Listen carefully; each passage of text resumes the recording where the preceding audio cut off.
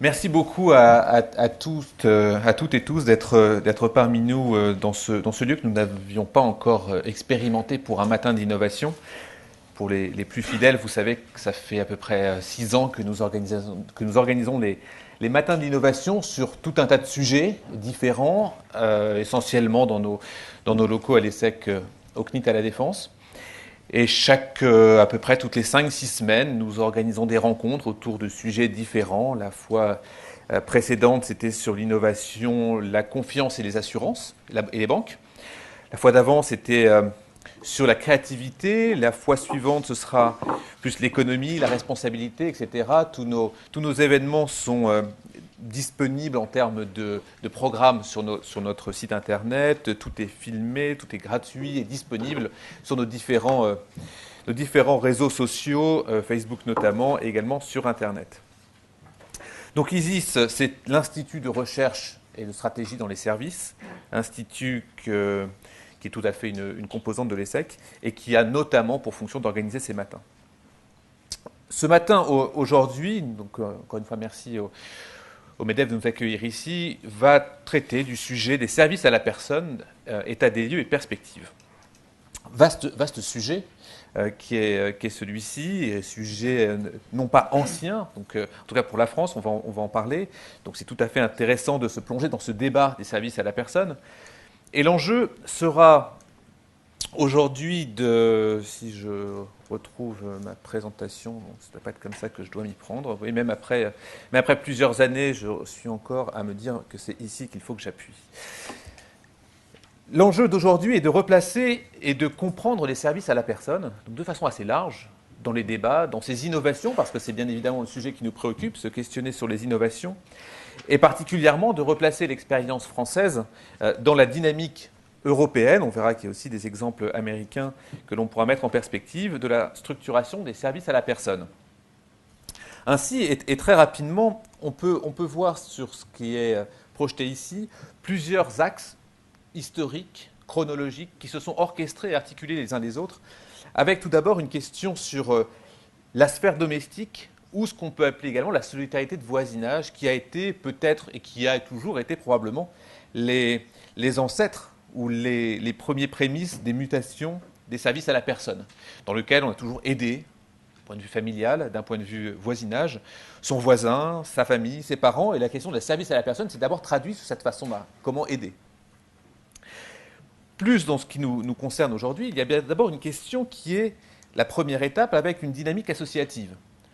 Modèle traditionnel, fondé sur plutôt la relation de service, dans lequel vont apparaître des critères comme le travail relationnel, la relation entre les gens, donc qui n'est pas forcément de l'ordre domestique ou du voisinage, la logique d'aide également, l'importance du contact humain, forcément, et c'est tout l'enjeu de toute façon des économies de service, le rôle d'accompagnement social, et tout ça nous donne finalement assez peu de séparation entre les fonctions d'aide à domicile et les tâches ménagères en tant que telles. Cette question-là s'orchestre autour des dynamiques associatives d'une part, mais également d'un État-providence qui va avoir son mot, son rôle également, jusqu'à ce que l'on peut noter comme deuxième étape, plutôt ce qu'on va appeler la libéralisation d'un secteur avec une multiplication de formes de financement, mais également une multiplication de façons de faire les services à la personne. Et c'est dans ce cadre-là qu'on arrive dans une économie de services. Segmentation du secteur des services à la personne, on va commencer à chercher à structurer, comprendre le marché. Selon deux axes, on va avoir d'une part la segmentation, d'autre part la séparation des publics vulnérables des autres clients, mais effectivement selon deux axes. Le premier, la stratégie d'industrialisation, service généralement peu qualifié, aisément standardisable. Toute la difficulté du service est toujours évidemment sa standardisation. L'autre axe que l'on va rapidement parcourir aussi, c'est la stratégie de professionnalisation. Services complexes et relationnels, notamment les personnes fragiles, services aux personnes fragiles. Donc ce n'est pas deux axes évidemment qui s'opposent, ce sont deux axes complémentaires que l'on se doit de mettre en perspective pour entamer le débat entre nous. Le premier axe donc, la stratégie d'industrialisation, apport et limite de la standardisation des services à la personne, dans lequel on peut regarder par le passé ce qui s'est fait plus particulièrement aux États-Unis, plus précurseur également avec des pays asiatiques, des questions des services à la personne. Or, les tendances, on peut noter facilement, c'est d'abord la première tendance, le do it for me, dans les services domestiques, le fait que l'on puisse faire pour les autres. Ceci s'explique notamment par évidemment des tendances importantes, d'une part aux États-Unis, d'autre part dans les pays asiatiques, je l'ai dit, comme au Japon, sur les questions du vieillissement de la population, la salarisation également des femmes, et enfin la société de loisirs. On pourra mettre en perspective les questions de care qui ont été élaborées dans des propos de Carol Gillian notamment. Enfin, l'autre société de loisirs également, le fait que l'on consomme plus de temps à passer au loisir et que l'on passe moins du coup dans les services à rendre, que ce soit familial, que ce soit associatif, etc. Enfin, le secteur présentant de faibles barrières à l'entrée. C'est une autre tendance importante puisqu'on peut adresser des services à la personne, a priori, sans avoir d'investissement lourd, sans avoir de qualification particulière. On verra que ça change. Mais a priori, c'est une autre tendance importante qui fait le « faites-le pour moi », la tendance démographique et les faibles barrières à l'entrée.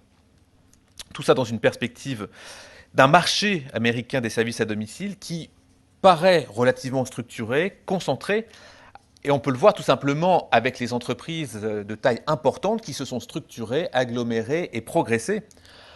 Et à titre d'exemple, pour illustrer, on peut regarder ServiceMaster qui, international, multimarque, et depuis 1929 commence simplement avec des luttes anti-parasites à domicile, comment simplement j'offre un service classique. Et ce service classique-là va finalement se composer, s'articuler, évoluer dans un service au fur et à mesure des années, vous le voyez ici, pour être finalement une énorme entreprise, un conglomérat de 3,4 milliards de chiffre d'affaires de dollars, 8,5 millions de clients, extrêmement international, puisqu'il y a quasiment plus de 2000 établissements en dehors des États-Unis. Ces questions-là nous posent pour nous 4 axes. 4 axes qui sont 4 axes d'innovation, qui nous semblent importants ici, pour passer d'une logique d'aide, d'intervention, à une logique plutôt de mise à disposition. Donc on est bien dans une évolution de la façon de faire et d'aborder les services à la personne. Tout d'abord, une innovation dans les relations marchandes standardisées. À la fois la formalisation des prestations, on est plus dans une logique de mise à disposition de compétences, donc on est bien cette logique qui vient d'arriver, plutôt qu'une logique d'aide. On est également dans une question de prestation clé en main, c'est-à-dire que l'on va essayer de mettre en perspective, non pas simplement je vais m'adapter, mais je vais proposer une pléiade, un bouquet d'offres de services à la personne disponibles. Le deuxième axe est une innovation organisationnelle, intermédiaire entre clients et intervenants. C'est ce qui s'est montré déjà dans les prémices avec le monde associatif, qui prend de l'ampleur de façon plus considérable avec l'économie de marché des services à la personne. Augmentation de la division du travail, renforcement du personnel, évidemment de back-office, qui n'était pas forcément présent au préalable. La personne qui était back-office faisait également le service. Troisième axe, innovation dans les dispositifs, procédure objective d'évaluation de la qualité de la prestation. Forcément, la structuration du marché va mettre en compétence et en compétition également les différents acteurs avec la question de la qualité de service qui va être abordée. Enfin, en termes d'innovation, l'innovation marketing ou le développement d'une image centrée sur la technicité de la prestation. Ça va dans ce sens-là, entre l'innovation dans les dispositifs au marketing, en se posant la question « qu'est-ce que je vends finalement ?» Qu'est-ce que je mets à disposition et pas simplement « je vais mettre de l'aide envers quelqu'un ». On posera plus particulièrement en détail ces questions à nos intervenants, donc on ne s'arrête pas sur le modèle de la réalité en France. On peut parler du plan Borloo, la fragmentation encore du marché, notamment français. Ceci pour le premier axe. Le deuxième, non moins important, sur lequel je vous demanderai également d'agir, c'est la question de la professionnalisation pour une meilleure qualité de vie pour tous dans les services à la personne. Et en cela, ce n'est pas si évident puisque on a bien plusieurs logiques qui sont confrontées à plusieurs idéologies. Autrement dit, qu'est-ce que j'entends par service à la personne ? Puisqu'on voit dans cette évolution du marché, l'évolution des comportements, l'évolution des tendances, des idéologies qui vont se mettre en place. Nous en avons noté 4, une logique dite professionnelle, où l'objectif c'est connaissance, compétence, spécialisation, adaptation. On est clairement dans un enjeu d'un bénéficiaire client-patient. Une logique de marché, où dans lequel l'idéologie c'est plutôt de la liberté individuelle et non l'assistance par exemple, où l'on est clairement également en bénéficiaire de consommateurs et clients. Une logique plutôt bureaucratique, qui est l'équité, le contrôle, les règles qui nous semblent importantes. Et là, ce n'est pas le client ou le consommateur, on va plutôt parler du citoyen ou du contribuable. Enfin, une logique familiale, lien familial, solidarité de groupe, amis, proches, voisins. Et vous voyez avec ces différentes idéologies qu'il n'est pas simple de parler du service à la personne puisque des idéologies vont s'affronter sur un terreau qui est en pleine mutation, qui est celui de l'économie des services pour les services à la personne, avec des bénéficiaires qui finalement peuvent être lus comme différents des uns des autres. Et pourtant, ce sont le même qui va bénéficier de la finalité. Cette professionnalisation a donc des besoins, des enjeux, des stratégies, et notamment celle de la professionnalisation. Nécessité d'une définition qui est relativement récente, on parle de 2007, avec des statuts, des diplômes reconnus par les pouvoirs, les conventions collectives. Instance représentative également. Identité professionnelle, où l'on va caractériser, on va lancer et monter des normes, une déontologie également professionnelle. Et tout ça, ça provoque forcément des enjeux qui ne sont pas négligeables, puisque, l'enjeu, c'est de reconnaissance du secteur. On ne fait pas simplement ce qu'on veut entre soi, comme ça pourrait être le cas familialement, ou entre ceux que je connais comme une association, mais bien statut, compétence, secteur. Apport de confiance en soi et envers soi, évidemment, dans celui qui va promouvoir et délivrer le service à la personne. Enfin, une sectorisation du métier qui est clé dans cette évolution constructive des services à la personne. Enfin, pour conclure cette introduction, on peut lancer et proposer des idéaux qui est notamment la question d'abord revaloriser les conditions d'emploi, qui n'a pas forcément été le cas, qui n'est pas forcément le cas dans les services à la personne. Alors on voit évidemment l'incroyable progression, l'incroyable évolution et l'incroyable nécessité des services à la personne dans une économie de marché extrêmement concurrencée. Diversification d'activités, ouverture de perspectives professionnelles, former, qualifier professionnellement ceux qui délivrent le service à la personne, en développant, modernisant les filières, bien sûr, soutenir les efforts entrepris, notamment pour la VAE, ce qui est un des cas, pas le seul, développer un financement également pour les formations. Enfin, améliorer la professionnalisation des structures et la qualité de service. Instaurer d'une part un agrément pour les intervenants indépendants, effort de professionnalisation, simplification, harmonisation évidemment des processus de qualité, comme on le disait. Cette nécessité de comprendre les services passe par un service, passe par un marketing, passe par une offre et une demande. Et c'est dans la figure dans laquelle nous nous trouvons tous ensemble.